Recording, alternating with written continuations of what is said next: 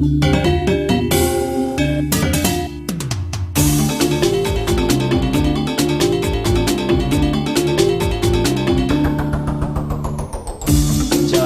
bayi jaga hatu ini, mangga entek, stata aja, mok sata, jaga kita, jaga bayi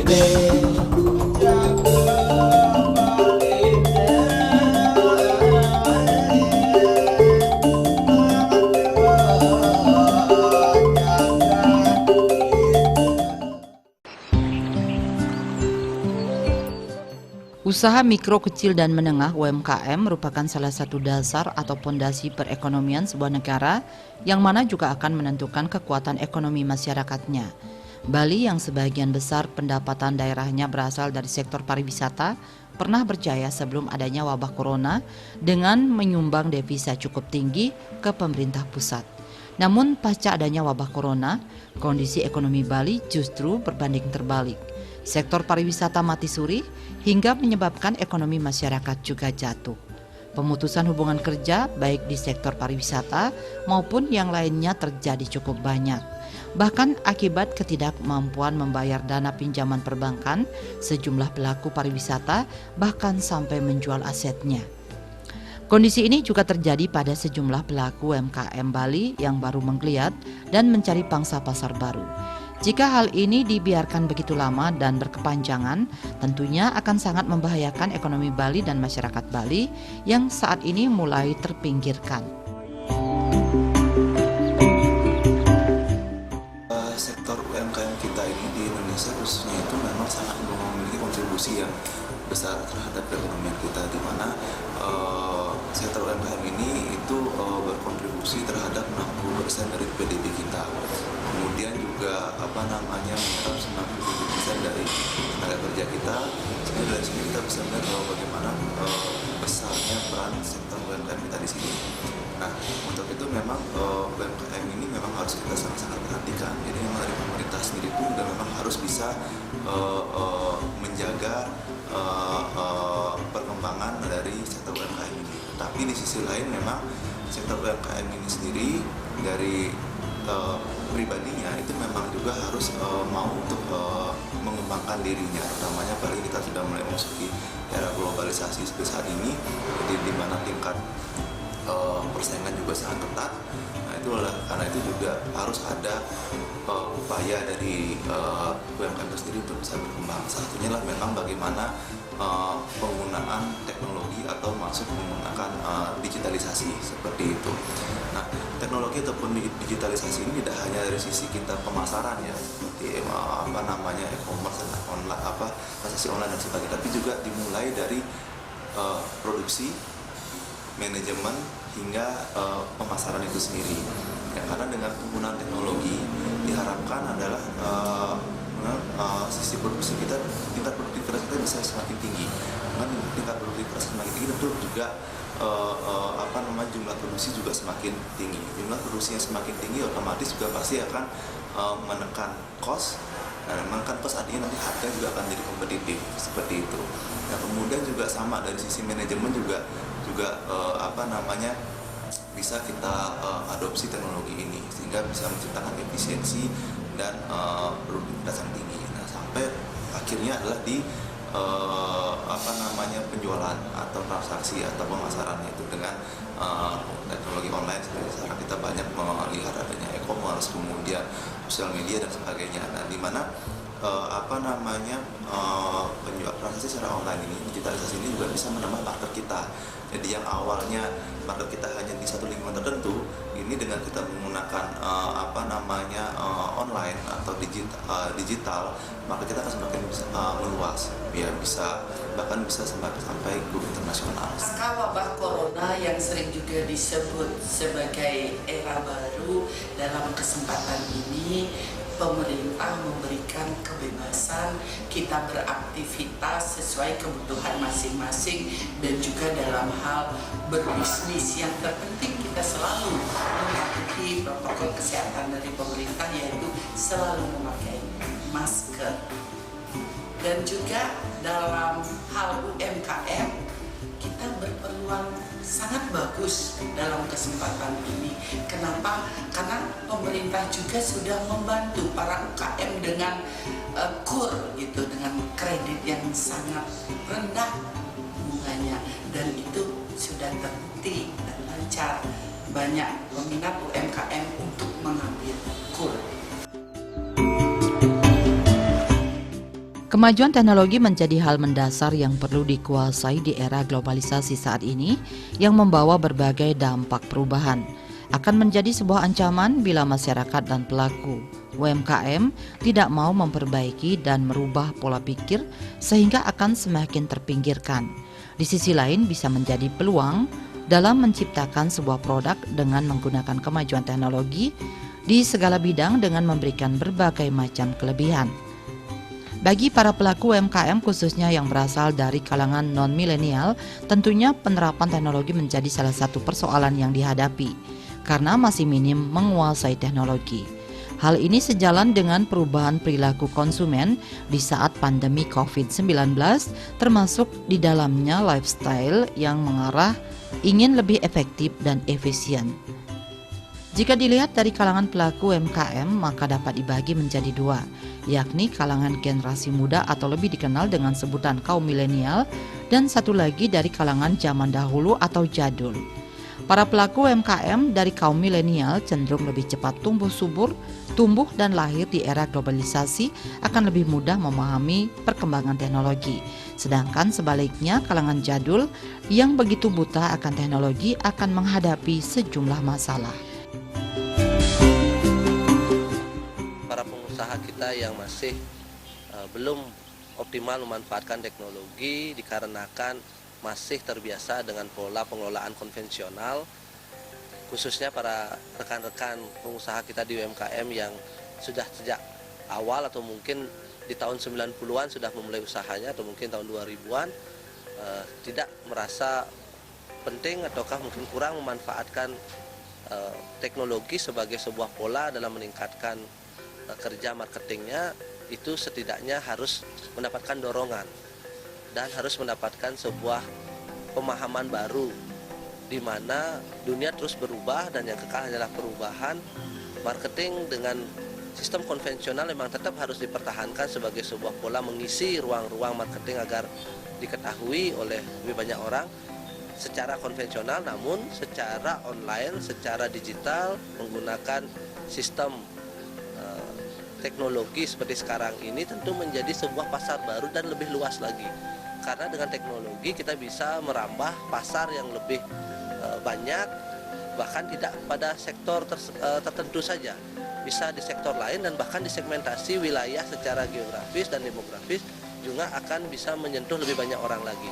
Sudah ada sebuah lembaga-lembaga seperti pendidikan non-formal yang akan memberikan pelatihan-pelatihan kepada UMKM yang tidak terlalu banget memahami teknologi yang begitu canggihnya sekarang. Marilah kita pelatihan-pelatihan untuk memaksimalkan UMKM kita khususnya supaya lebih berkembang.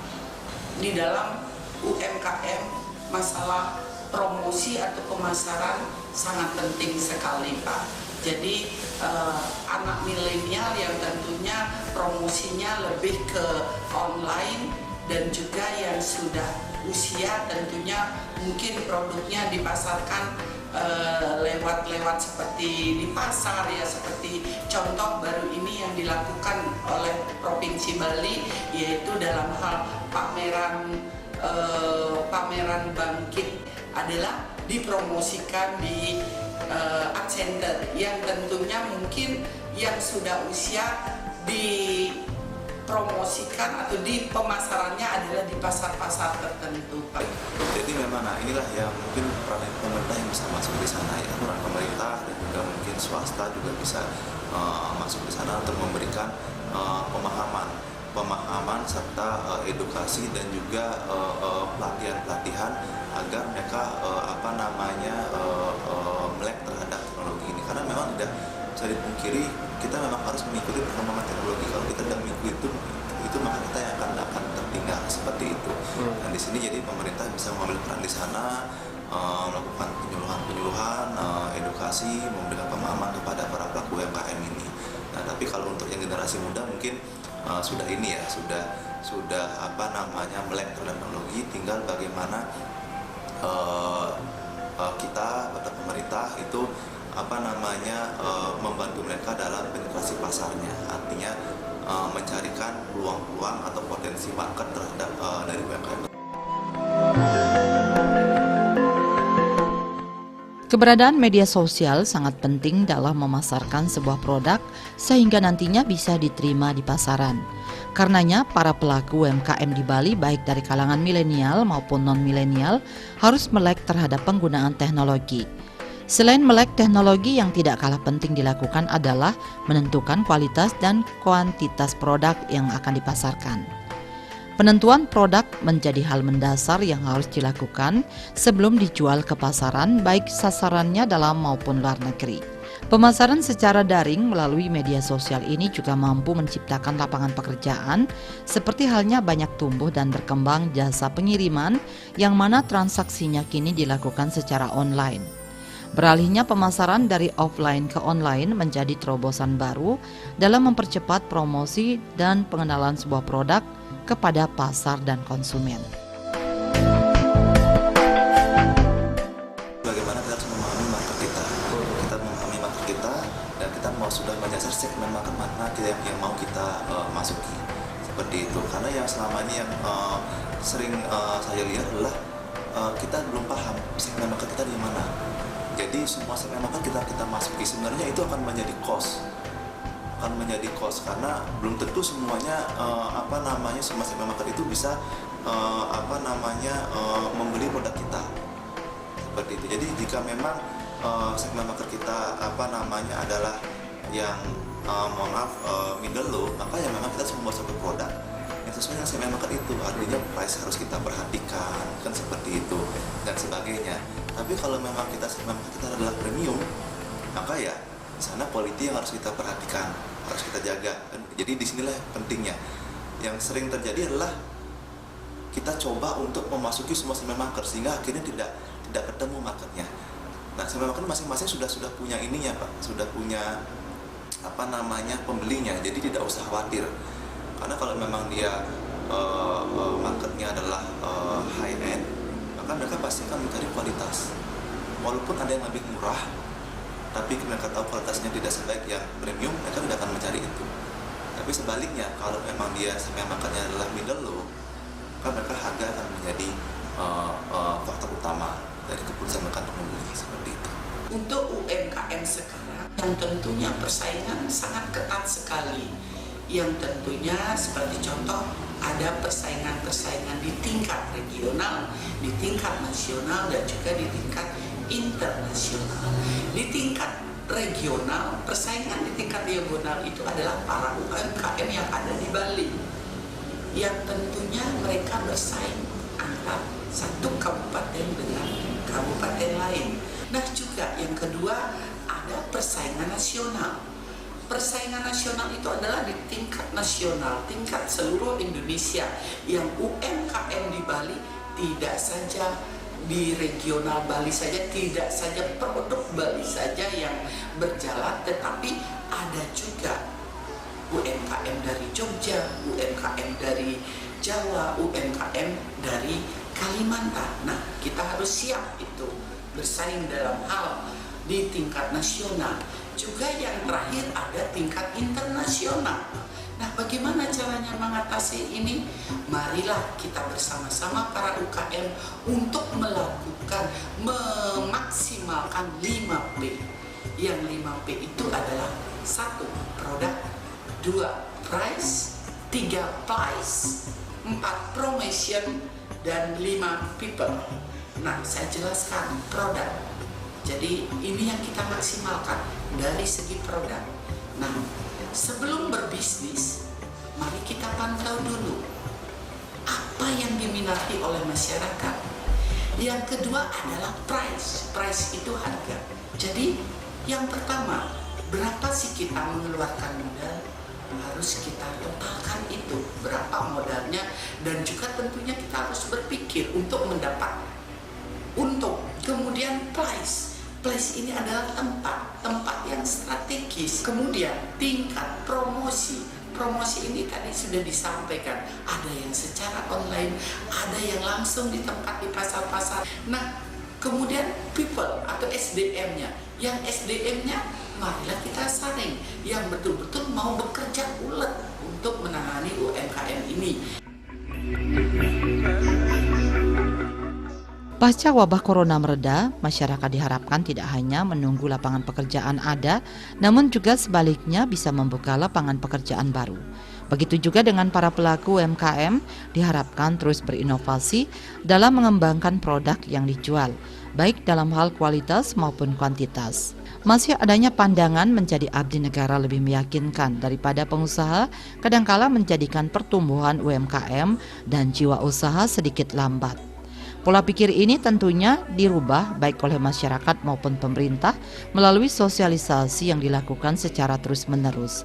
Saat ini ada beberapa pelaku UMKM di Bali yang produknya telah memiliki brand seperti kain endek namun tidak begitu berkembang. Bahkan dari tahun ke tahun pengrajin kain endek terus berkurang.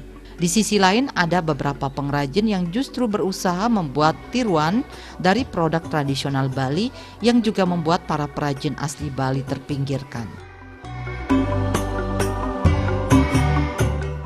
Saat ini juga kita lihat anak muda kita mungkin berpikir terlalu instan, mungkin berharap ingin lebih santai, datang ke sebuah pekerjaan, ke kantor, kemudian pulang sore hari. Itu tentu harus kita dorong para anak muda saat ini untuk memperkenalkan bahwa keren loh menjadi seorang pengusaha, keren loh kita memiliki usaha kita walaupun kecil, namun itu adalah sebuah hasil karya tangan kita sendiri. Dan saya mengajak seluruh anak muda yang mungkin menyaksikan siaran kita saat ini, berita hari ini, untuk ikut menjadi seorang pengusaha. Memang tidak mudah, ketika mudah memang semua orang akan bisa menjadi pengusaha. Namun ketidakmudahan ini ketika diproses dengan baik, ketika dilakukan dengan baik, tentunya dengan belajar dan terus belajar, membuka diri untuk melihat bagaimana para pengusaha-pengusaha lainnya itu untuk bisa maju dalam usahanya. Kita belajar dari kegagalan dan keberhasilan mereka, astagfirullah kita bisa memiliki usaha kita sendiri. Itu mungkin bisa dilakukan dengan cara sebagai reseller dulu. Kita tidak selalu harus menunggu bagaimana kita bisa menjadi PNS, bagaimana kita bisa menjadi pegawai kantoran, bagaimana kita bisa bekerja di suatu perusahaan, menunggu panggilan, membuat lamaran ke sana kemari. Namun ketika itu belum berjodoh dengan Anda, mungkin hal yang bisa dilakukan untuk mengawali menjadi seorang pengusaha adalah Anda bisa menjadi reseller di suatu produk. Tidak kita pungkiri, banyak juga rekan-rekan pengusaha UMKM kita yang terkesan jalan di tempat karena produknya hanya dipasarkan di toko yang mereka miliki. Maka untuk itu pola memperkenalkan produk di wadah-wadah digital itu harus dilakukan. Itu tentunya bisa kita pelajari bersama dengan melihat juga pengusaha-pengusaha yang serupa mungkin, yang namun strategi yang dilakukan berbeda. Dorongan untuk melakukan tindakan perubahan atas bagaimana pola memperkenalkan produk kita tidak hanya di satu tempat saja dengan skema menunggu bola datang. Itu harus kita lakukan perubahan. Kita lakukan perubahan dengan pola jemput bola dan mempelajari sebuah pola-pola strategi pemasaran produk seperti yang saat ini standar dilakukan, seperti bagaimana kita berpromosi di sosial media seperti Facebook, di Instagram, dan bahkan mungkin menggunakan media-media lain seperti media cetak, media elektronik kembali kita angkat sebagai sebuah cara untuk semakin banyak kita bisa memperkenalkan produk kita. Dari 100% segmentasi yang mungkin kita akan sasar, jika di radio, televisi, dan media cetak itu masih memiliki segmentasi walaupun sedikit, contohnya mungkin hanya 15%, kita harus tetap optimalkan untuk menggunakan itu. Namun yang 85% ini terjadi segmentasi di dunia digital, para pengusaha yang konvensional ini juga harus mengoptimalkannya, karena ketika 85% ini di media sosial bisa kita manfaatkan dengan sistem jemput bola, jemput pasar yang lebih luas, maka terciptanya sasaran segmentasi 100% untuk kita bisa memperkenalkan produk kita. Sekarang sudah tidak zaman lagi usaha itu tidak terlalu penting ada di pinggir jalan. bisa saja di tengah jalan. Banyak fenomena terjadi seperti itu, usaha-usaha tersembunyi di dalam, di tengah gang, namun sangat ramai dikunjungi oleh pelaku. Majukan UMKM di Bali tentunya perlu dukungan semua pihak, tidak terkecuali pemerintah yang memiliki peranan penting dalam memajukan ekonomi Bali pasca terpuruk. Perlunya sinergi semua pihak sehingga pemulihan ekonomi Bali dapat segera terwujud. Saat ini UMKM di Bali membutuhkan dorongan untuk penjualan baik transaksi digital maupun konvensional. Para generasi muda atau kaum milenial diharapkan mampu membantu orang tuanya untuk menggunakan aplikasi digital pada UMKM-nya. Ini seperti produk hendak Pak yang belum berkembang, yang juga langsung meninjau melihat produk hendak ini, terutama khususnya yang belum berkembang, sangat diperhatikan oleh kabupaten baik juga provinsi. Salah satu contohnya dari Ibu Gubernur kita, hendak yang tidak berkembang ini dipromosikan ke Art Center di pameran Bali Bangkit yang sudah sekian periode berjalan dari Provinsi Bali kita, yang tentunya para UKM yang lagi dipromosikan, yang lagi pameran di sana dibina dan dibimbing oleh Ibu Gubernur. Yang tadi Tian sampaikan adalah terutama khususnya yang belum berkembang dibawa ke sana, kemudian kedatangan tamu yang sangat luar biasa. Di sanalah mengawali promosi yang kemudian nanti tidak akan terus-terusan di Art Center, yang nantinya mereka bisa keluar mandiri Pak. Dengan UMKM yang masih belum tersentuh, yang tentunya sangat banyak UMKM kecil yang belum tersentuh, marilah kita bersama-sama melaksanakan seperti pasar rakyat atau pameran-pameran mungkin di tingkat desa yang betul-betul masyarakat yang paling kecil bisa tersentuh dan dibawa mungkin dari desanya membuat pameran atau